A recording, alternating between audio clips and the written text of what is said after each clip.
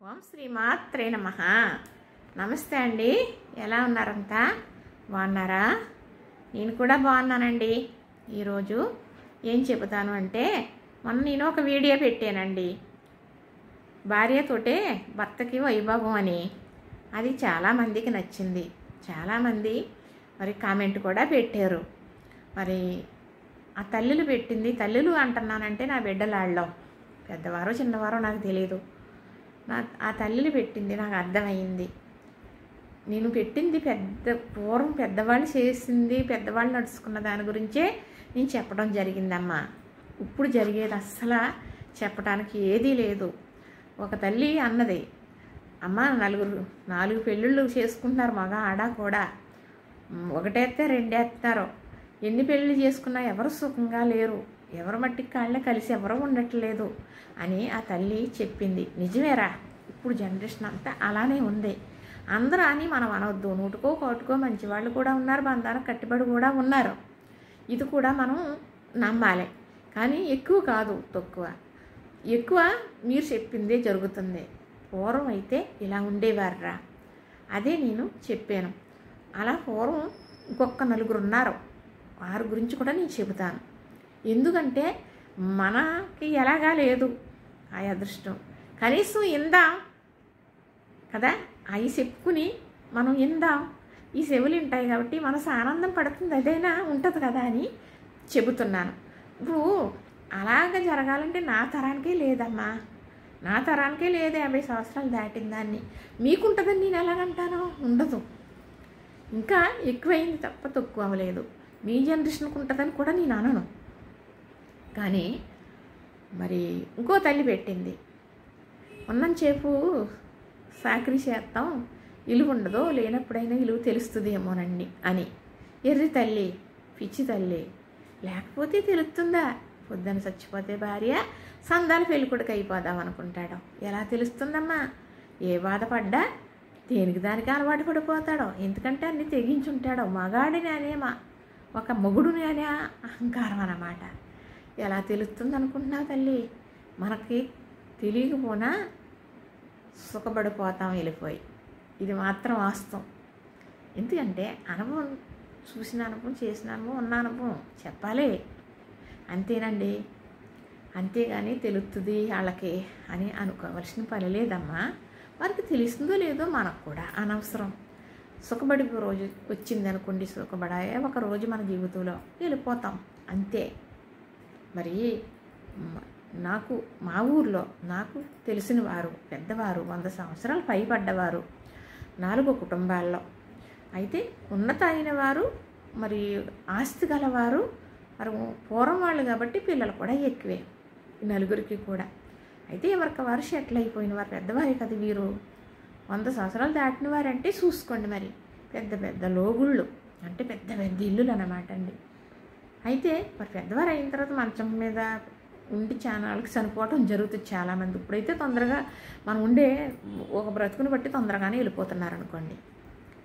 అయితే 4 కూడా పిల్లలు కలవారు, ఆ పిల్లలే పెద్దవాళ్ళు.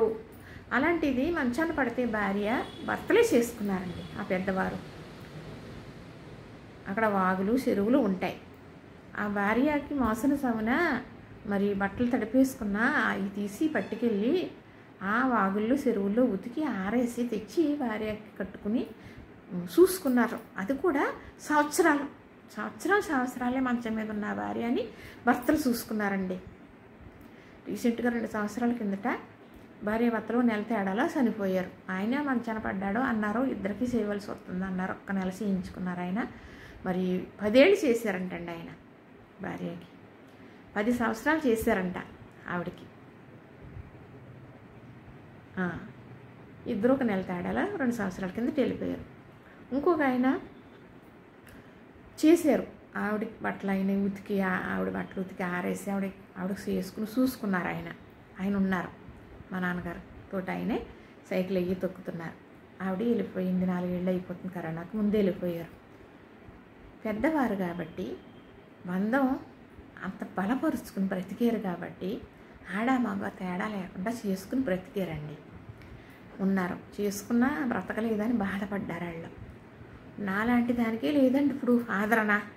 చెబుతున్నాను కదా, నాలాంటి దానికే లేదు. మంచం మీద కాదండి, కొంచెం బాగోలేదు, వండే పరిస్థితి లేదు అనుకోండి, నువ్వు ఇలాగున్నావు కదా, ఏం వండుతావులే, ఏదో తెచ్చుకుని తినేద్దాం, ఈ రోజుకి సాయంత్రం ఇప్పుడు చేసుకుందాం, ఈ ట్యాబ్లెట్ వేసుకో అనేవారు ఉండరు భార్యకి బాగోకపోతే.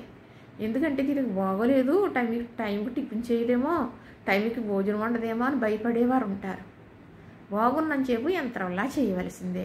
బాగోకపోతే భయపడతారు. దీనికి ఎక్కడ బిళ్ళ తెచ్చేయాలా, దీనికి ఎక్కడ మనం చూడాలా అని చూడరండి, చూడరు. మరి పిల్లలు అంటారా, ముందే చూడరండి, ముందే చూడరు. అన్నీ అర్థమైపోయినాయి. పిల్లలు మన జీవితం అనుకున్నాం, పిల్లలు తింటే మనం కడుపు నిండింది అనుకున్నాం, పిల్లల్లో గొట్టెక్కించాం. ఇప్పుడు మనం అవసరం లేదు. తల్లిదండ్రులు ఒక టైం వద్దులోకి ఉండకూడదండి లెక్క ప్రకారంగా పిల్లలకి. అప్పుడే మనం సుఖపడతాం, వాళ్ళు బాధపడరు అనుకుంటాను నేను. పిల్లలు ఎందుకంటే కట్టుకున్న భర్త ఉన్నప్పుడు వాళ్ళు చూడలేదు, వాళ్ళు చూస్తారనుకోవటం పనే ఉంది. అంత పెద్దవారు ఆడవారిని 10 సంవత్సరాలు ఒక వ్యక్తి సాక్కుని చూసుకున్నాడు భార్య అని అంటే ఎంత గొప్ప వ్యక్తులు ఉన్నారో పూర్వం చూడండి. మరి చూడరు. భర్త ఇలా చూడడు అని అధైర్యం పడి భయపడి గమ్మునే వెళ్ళిపోతాంలేండి. అలానే ఏంటంటే వారు తెలుస్తుంది, చెందుతుంది అనుకోకూడదండి. ఒక్కొక్క ఇల్లాలు ఉందనుకోండి, ఏమనుకుంటుందంటే, అయ్య బాబాయ్ నేను లేకపోతే మా పిల్లలు ఇలా ఉంటారు కదా, ఆయన్ని చూడరేమో, ఆయన్ని చూడరు, ఎలా బతుకుతారు, వండుకోవటం రాదు, చేసుకోవటం రాదు, మాట్లాడటం తెలీదు. ఎప్పుడైతే భార్యగా వచ్చిందో ఒక పిల్లోళ్ళలాగా అలవాటు పడిపోద్దండి. తన తల్లి ఎంతవరకు అలా చేసి చూసిందో అంతక బాధ్యత ఈ భార్యకి పెరిగిపోతుంది అన్నమాట అని బాధపడుతుంది.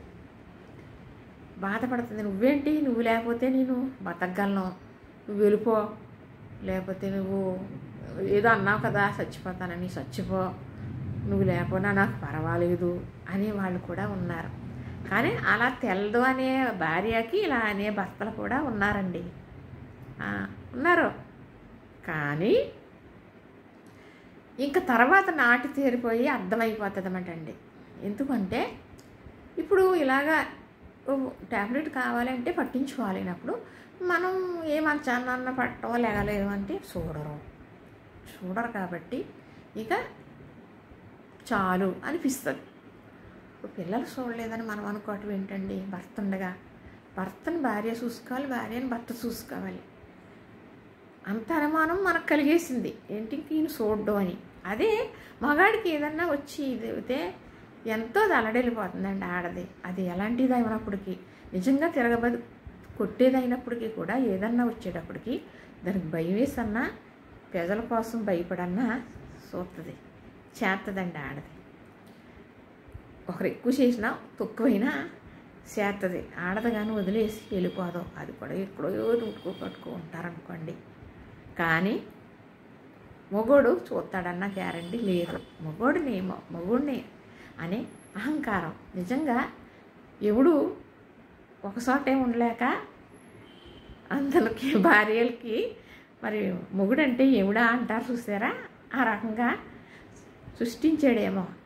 ఏమండి, ఉన్న వాళ్ళైనా లేని వాళ్ళైనా ప్రేమగా ఉన్నారని, బాగా ఉన్నారని మనం ఎక్కడికో వెళ్తాం, ఓ జంటను చూస్తాం, అక్కడ ఏదో మెరిసిపోయి మాట్లాడుకుంటూ ఉంటారు. మనం అనుకుంటాం మనం ఇలా ఉంటాం, వాళ్ళు ఎంత బాగున్నారో అనుకుంటాం. వాళ్ళు వెనకాల కాదు మనకి ఏం తెలుసండి. ఏమండి, ఇంచుమించు అందరికీ ఒకలాగే ఉంటుంది నిజంగాను. కాకపోతే మరి గొప్పల కోసం తిప్పలు పడి బాధను కూడా చెప్పుకోలేని పరిస్థితులు అయిపోద్ది ఒక్కొక్కరికి ఎదురోళ్ళు చెప్పేసుకున్న బాధను చల్లార్చుకుంటారు. కానీ ఇదే రైట్ అండి. మనసులో ఉండి కుళ్ళిపోయి కన్నా ఆ బాధ చల్లారిపోయిందనుకోండి, ఇంకోటి వచ్చేటప్పుడు తట్టుకునే శక్తి వస్తుంది నిజంగా. అలానా ఇప్పుడు జనరేషన్కి పూర్వం జనరేషన్కి చాలా తేడా ఉందండి. నేను దానికోసమే చెప్పానురా. మరి ఈ వీడియో మీరు కూడా చూడాలని, మీకు ఎలా నచ్చిందో నాకు కామెంట్ పెట్టాలని, మరి లైక్ చేయండి, షేర్ చేయండి, సబ్స్క్రైబ్ చేయండి.